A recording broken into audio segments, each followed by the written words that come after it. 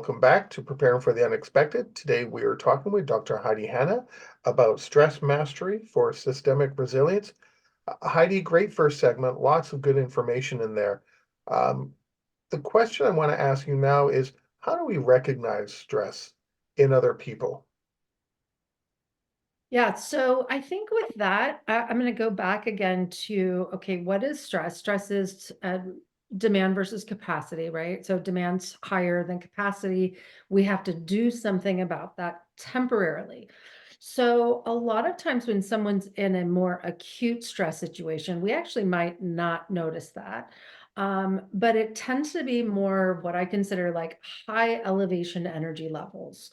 So more anxiety, physically, it's more headaches, more muscle tension, especially in the upper part of the body. So Mm, we can carry that, kind of in our shoulders and our neck. Now that can stay stuck, by the way. So it doesn't mean it's just acute, but it's kind of like everything lifts up. And sometimes people can actually be in kind of a hyper performing mode. So they're getting a lot of stuff done. They're being very helpful. And I think that sometimes we want to monitor that to make sure that someone's not taking on more than they can handle on a longer term. So I know for me, I tend to be very sensitive to stress. So I have kind of higher highs, lower lows. So I can take on a ton of work and I get super excited and passionate about it. But then there's so much energy expenditure that I crash. And now it's very stressful because I feel like I've overcommitted to things and I can't follow through. And I've had to kind of work on that, especially over the last 10 years or so.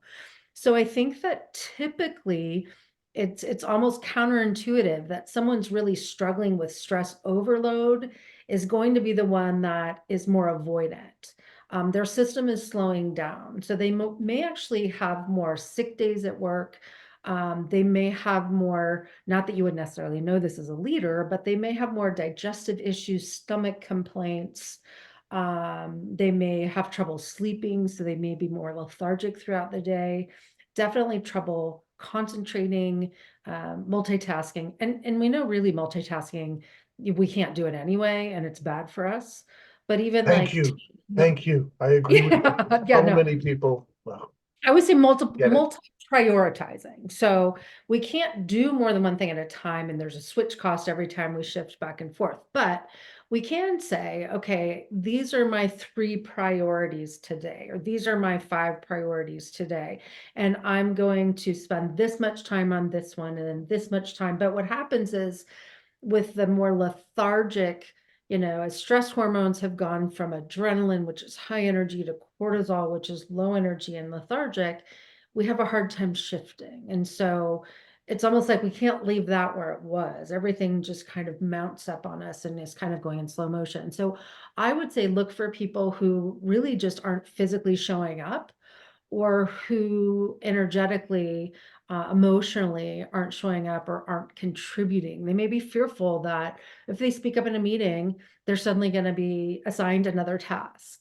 So they'd rather just kind of be, we call those the actively disengaged. So they're actually showing up physically, but they're absent in those other ways that really matter.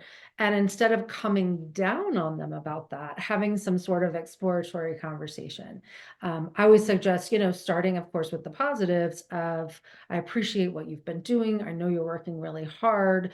I just wanted to check in. It seems like you've been missing more time at work, or maybe the workload is feeling like more than you can handle and you'd like some resources, but it's never an attack on the person. Mhm. I think that's why most people don't speak up, is they feel like if they say, if you sit with most people today, honestly, and you say, you have this many wakeful hours in the day, what are you trying to accomplish? It's not humanly possible.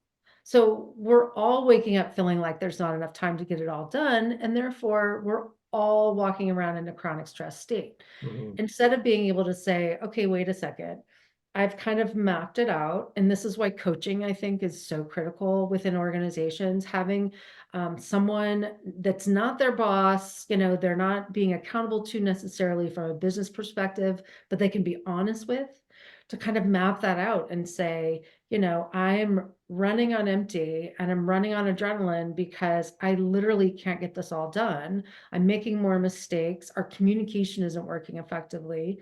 Um, which not to, it's late in the day and my brain's a little lethargic, but right now I get this little squirrel in my mind that's like, don't forget to talk about communication because in today's day and age, we are in digital overload and we don't stop to say, how should we be communicating?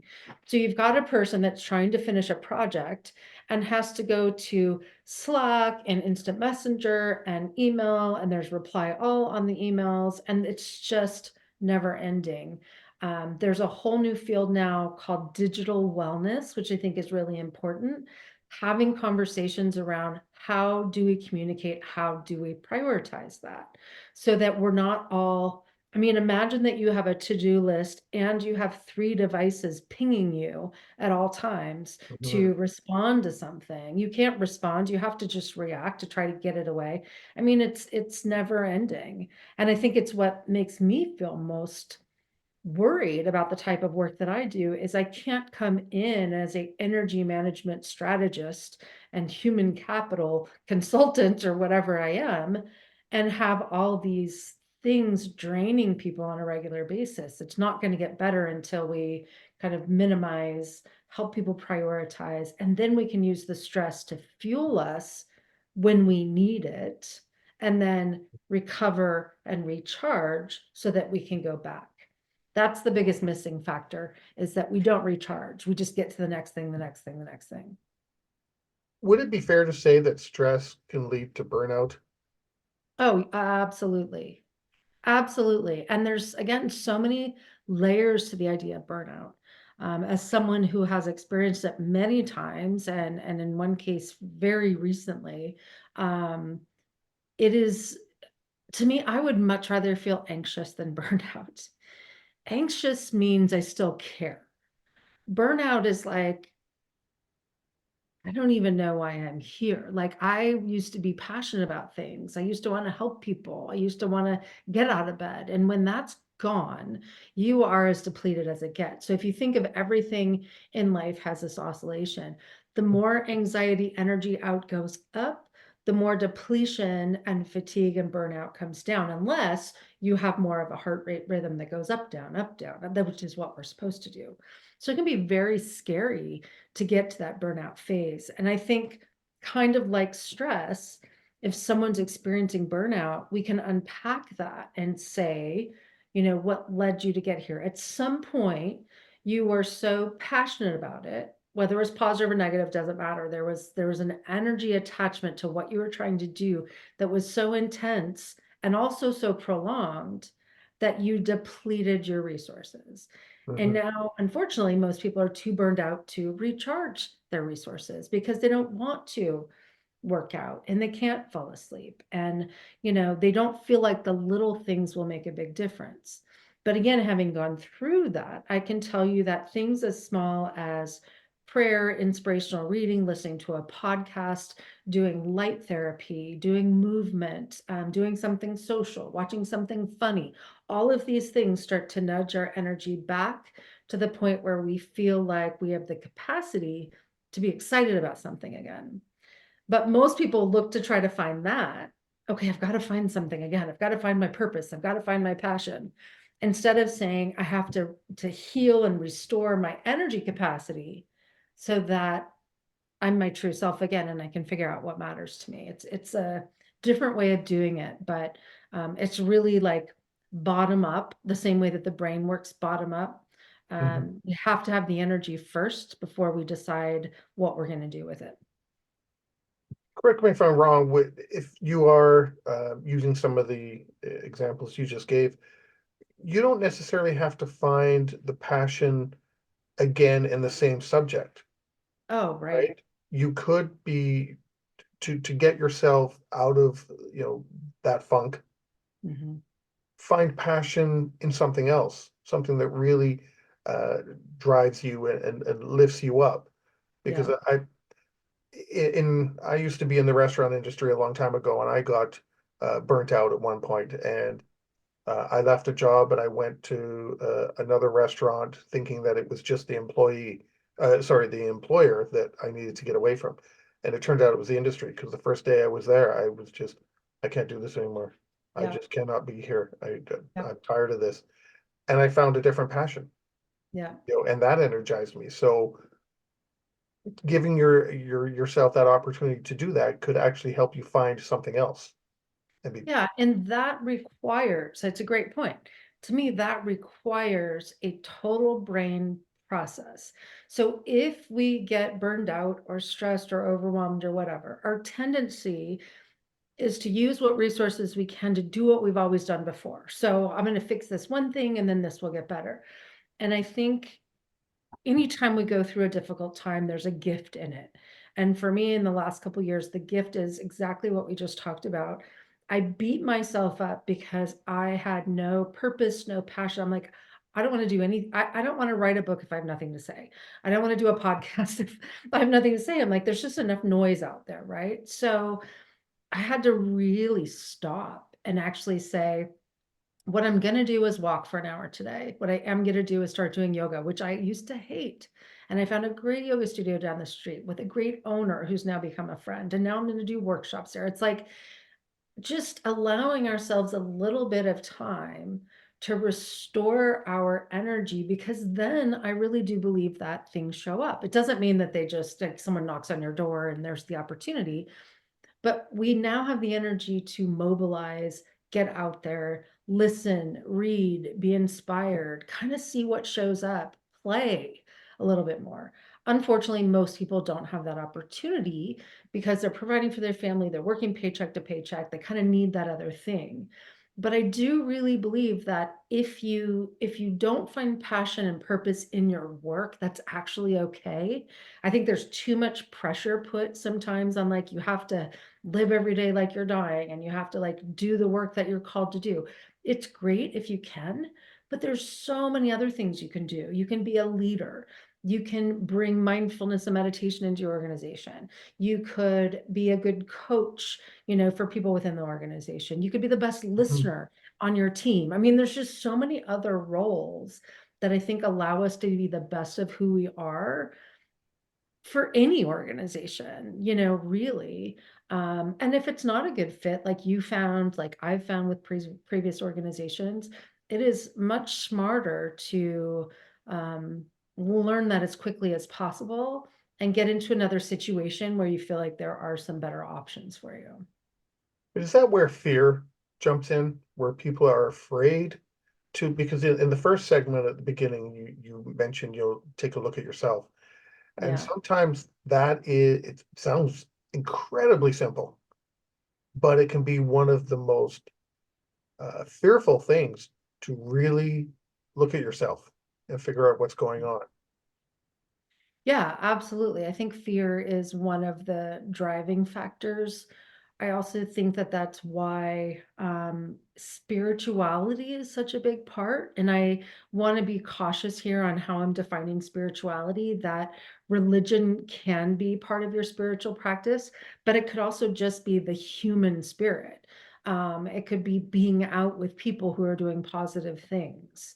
And I think that when faced with a decision, especially if you're working at a job and you're feeling really stuck and you have to get the paycheck and you can't take time out and go on a sabbatical, and do those types of things, finding a way to invest in yourself, even if it's like an hour a week, I'm going to go volunteer, or 15 minutes in the morning, I'm going to read something inspirational, or instead of watching the news, I'm going to watch my favorite comedy show. Like these little nudges will actually help your nervous system to be able to see more possibilities, because that's what we want. Mhm. Um, the worst thing we can possibly feel is that we have no choice. Even if we have no control over a situation, we always have choice, that we don't have to be there. We could choose something else, even if our choice is something that doesn't sound very appealing to us. We have to know, like, okay, I'm choosing to be here because my other choice doesn't sound good, but at Mhm. least that can start to empower us and allow our brains to think a little bit more open-minded about the possibilities that are there. And the last thing I want to say about this, because it's just coming to me as we're talking, is knowing that there are resources there, there are people out there who can talk to you and just kind of create that space for you to brainstorm and do other things. Because once we feel isolated in all of this, I think it magnifies 100-fold. As soon as we're able to kind of talk about it, share how we're feeling, it's a very common human experience to feel burned out. Mhm. Uh, for many people, many times throughout their life, but most people will say going through it help bring clarity for a more positive direction in the future. Well, now that's good for me on an individual level. Yeah. What if I'm a leader of an organization? What kind of things should I do or can I do to address stress in my organization? Because if I'm a good leader, I should be able to recognize it based on what you were describing earlier. So, what kind Yeah, of things can I do within my organization to help my employees, regardless of their level? You know, a VP can still be stressed out and burned out, absolutely. you know, or a Absolutely. C-level person. What kind of things can an organization do to help its people? Well, this is something I've also never thought about. And that is, kind of level dependent. So we actually have some really good research around hierarchies of power.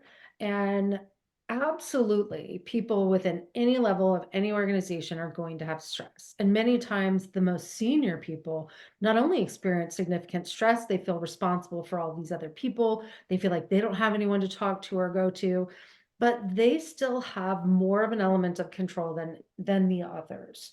So I think one thing to keep in mind is that anytime we can help people feel like they have a voice that's being heard, that is going to give them more of a sense of control. Even if you listen and do nothing with that information, but be able to speak it back to them. Quick example, I was giving a presentation to a utilities company in Detroit, a lot of union workers, and we were talking about stress management. And of course, they're like, well, you're talking to us, but we can't change anything. You really need to be talking to senior leadership. Well, fortunately, I had already talked to senior leadership, and I was able to say, look, they're on board with this. They really do want to help to empower you. So the conversation quickly shifted and we got into problem solving mode. And they said, well, it's cute that you want us to take the stairs, but have you seen our stairs lately? They're disgusting, dangerous.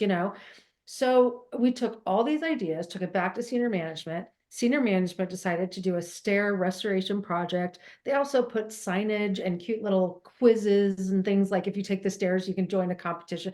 I mean, it was like just the fact that they were heard. They didn't have to be heard on everything, but they were able to know that their voice mattered. So that's where I think the hierarchy matters. And I would say the other piece is to really focus on building capacity. So, are you using humor? Are you using gratitude, positivity? Are your emails just getting to the point? Or are they feeling conversational? I mean, I will write an email and quickly go back and fluff it a little bit because it's like, we're so bullet point, bullet point, bullet point, but we're humans on the other side of that. So, how are we creating an environment that allows people to feel that human connection, feel that they really matter? And I think maybe, we can get into more of the details a little bit later about, what are those most important pieces that an organization can put into place to best support that expanding capacity. I used to do that in emails, you know, add a little bit of humor or, you know, make it seem like it came from me, you know, not Mhm. not an automaton type thing. Yeah. And um, there were a lot of leaders who thought, you know, that doesn't suit our culture here, you know, that seems unprofessional. It's Yeah. like being human is unprofessional? Really? Yeah. Well, and maybe that's a good thing to pick up on, as we come back, is that some of these strategies, you're going to get a lot of pushback on, you Hmm. know, people will invite me to speak at a conference and then last minute say, we really want the wellness person, but we have some initiatives. We just can't give up the time in the conference. Or they'll have me speak and then they'll have the most horrific snacks afterwards. And I've just taught them about, strategic nutrition and they're having ice cream bars and donuts. I'm not saying get rid of those. I'm just saying give another option, give people a choice to do something that's better for them, especially if we're teaching them that this is the responsible way to manage their energy. We have 2 minutes left. Do you have any final thoughts you'd like to share? Oh my goodness. I think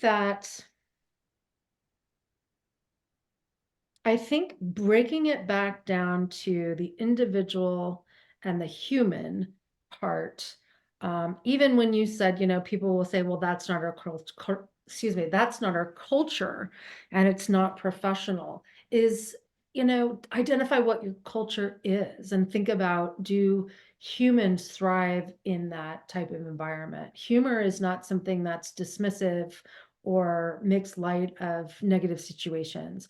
But humor is actually a universal language of resilience and coping. It means we're all in this together. We never make fun of who we are, but we make fun of what we do. It makes us more the same, levels the playing field. I think that that's really important. And I think the basics really matter: how we eat, how we move, how we sleep. And a lot of people will say that that is not my company's business to take care of that. But I always say the body is business relevant. The body is the vessel that's going to help us to do the work that we want to do. And so it's wonderful when an organization can help promote that with education, resources, whatever that may be, and actually make it part of the culture. Our culture is one Mhm. that is fully engaged, and we take time to take pauses and do the small things that really matter. And by doing that, we build our capacity so that when things go wrong, we're not adding another stress onto an overstressed system. We're adding a stimulus for change. We're saying something's changing, something's not right. Let's come together. Let's figure this out and let's be stronger because we went through this together.